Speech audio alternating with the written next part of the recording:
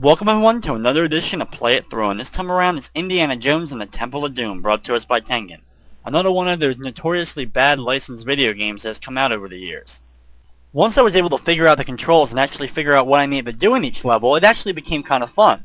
But then I got to the last few levels, and I just could not believe how bad it was. I mean, it took the game from just being okay to being almost unplayable. I mean, it's just really horrible decisions from the developers on the last few levels. Now, the first 8 levels or so, it's really split up into kind of 2 parts. You have this big open area, the first map, that doesn't have minecarts. And then you have the second part that's basically everything you had in the first part, just with minecarts. But the thing is, why you have 2 parts is you have to find a brown key in the first part and a blue key in the second part. And you find these keys by saving the random children that are spread out throughout the entire map. By finding the kids, not only do you get extra weapons and stuff, you're also going to find hints to secrets, as well as the keys I previously mentioned. Now, see there's kind of boarded up things in the wall? You're going to want to use the knife on them. And by using the knife on them, you open them up, and there's always usually a bomb contained in them. And you're going to need these bombs a lot throughout the game. Actually, you're going to need all the supplies you can get. In that very first room of the first level, there actually is a warp that takes you directly to level 7. Or actually to a secret area, and then to level 7. But by doing so, you miss, of course, most of the levels, which, that's usually a good thing. But in this game, for example, if you do that, it severely handicaps you, because you're not able to pick up all the extra supplies you would have been picking up from saving all the children throughout the levels to get to the final couple levels. And you do need the supplies. I mean, I made it right to the final couple levels the first time I played the game, and I could not go any farther because I didn't have any of the supplies. Now, in each of the places, there actually is extra stuff to find. Like, for example, in level 2, there's extra TNT hidden inside the level. Okay, that's fine. Really, some of those aren't going to be necessary. There is one in particular, one extremely necessary one that I almost say you need to get, or else you're not going to be able to complete the game. And then another one that I highly recommend, especially if you've never played the game before. And I've never said this in any of my other playthroughs, really, just watch the video and never touch the game. I mean, I only say that probably about 2 games ever, and that's Back to the Future Part 2 and 3 that I've done, and this one. Never actually touch the real game. I mean, it's just not worth the pain, because the final few levels are just ridiculous, and there's no real point. I mean, unless you want to, seriously, like I do, beat every single NES game that has ever come out on the system, do not even touch this game. Seriously. It's just the final few things are just so horrible that it's not worth the time. There really is no strategy for me going into these maps. I'm definitely no expert at this game. I really started playing it about 2 months ago when I decided, well, heck, the new Indiana Jones movie's coming out. I should definitely do at least one Indiana Jones game. And I decided upon this one because I know it was just universally panned as absolutely horrible. So I figured I'd pick this one up. So my strategies and my paths throughout the levels, I am sure are definitely not the quickest, and probably definitely not the best paths to be taking. I mean, I take some chances making some jumps that are, I kind of manipulate it, making some kind of jumps that I've learned that you actually, once you get used to the controls, you can pretty much figure out what jumps you can and cannot make by manipulating the running motions. I mean, probably in other people's game reviews of it, AVGN for example, and I know I've seen another one, they've, complained about the weapon selection, and that is one of those things that is a real pain.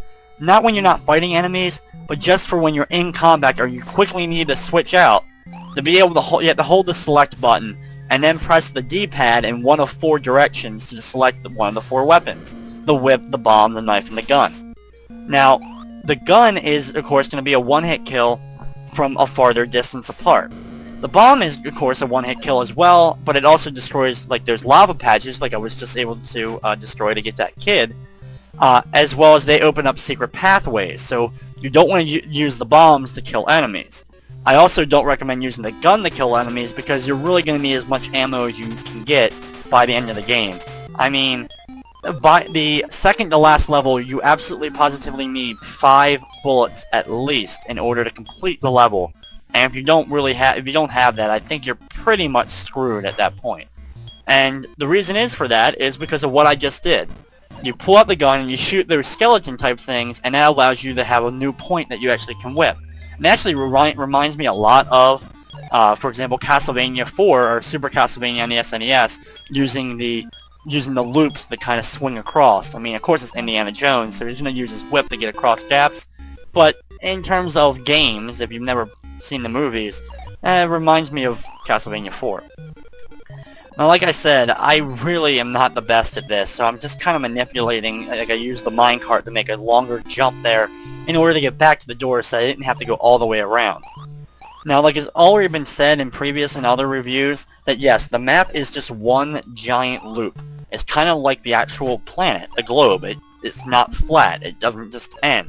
You know, it goes around in a circle, and that's kind of what the concept I think they were going for in the game. So if you come from the top, you're eventually going to go all the way through the bottom and come right back out the top. Now, in terms of the actual, when you're playing the game, it's completely awkward, and you lose your place all the time.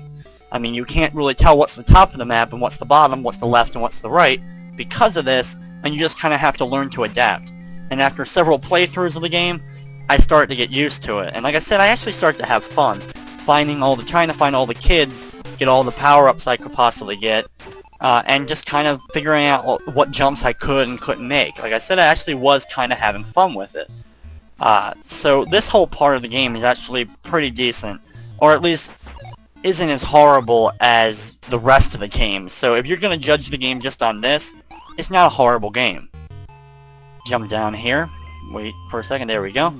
Just one of the things also, of course, is you don't die from getting hit from most enemies. What happens is you end up spinning really stupidly for a good amount of seconds, and of course, if you're on a moving conveyor belt and you get spun like that, you can't control yourself, so you're going off the conveyor belt. You're going to fall in lava, so of course you don't want to get hit on there. And for the most part, for the first few waves or levels of the game, it's really not that hard to avoid being hit. But as you start to get later, you actually get more enemies, or more types of enemies, and of course you get the most annoying enemy ever, which pretty much just adds to the fact of pretty much the worst animal enemy in all video games, and that of course is the bat. The bat is of course one of the most annoying enemies in any single video game. I pretty much blame that on Legend of Zelda, and mainly Ocarina of Time, for my hate for bats, or mainly Keese in that game. But this game adds to it quite enough as well, as they are now let loose in this level. They start to become on a regular basis, and what happens is they keep spawning from this, random places, and you can't destroy where they're coming from, and they just fly right into you and take you out. And they just end up bumping you, knocking you off ladders, knocking you off platforms, like example, right, like it did just right there.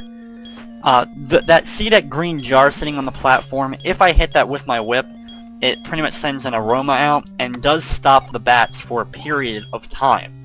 But once you, of course, go off screen from that, or the thing dissipates and runs out, then you're just stuck with more and more constantly reappearing bats. Grab this kid, and there was an extra life. Indy's hat, which was a weird white cowboy hat instead of being the brown hat, but whatever, that gives you an extra life, and like I said, every time you get a certain amount of points, or you pick up the hat, you get an extra life, so you get to hear the little Indiana Jones song, which is pretty much the only song in the soundtrack of this game.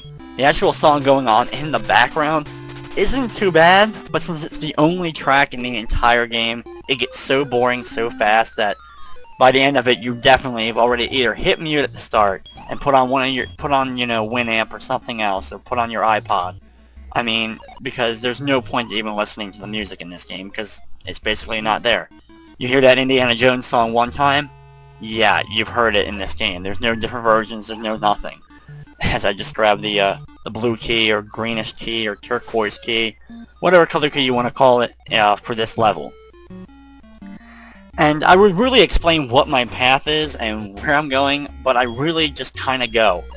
I just make sure that I'm not going to dive before I jump, and as long as I still keep seeing kids hidden inside of walls, I know I'm still going in the correct path, or at least a place I haven't been to yet. That's basically my strategy and what I can suggest to anyone who wants to play this game. If you still see kids in the wall, you know you haven't been there yet, so, you know, that's a good place to be. And of course, if you haven't grabbed the key there already in the level, you definitely know there's at least one kid you haven't seen. And like I said, that's basically the strategy for the first few levels. The last couple are in a league of their own and don't even count. So when I get closer to them, this is level 6.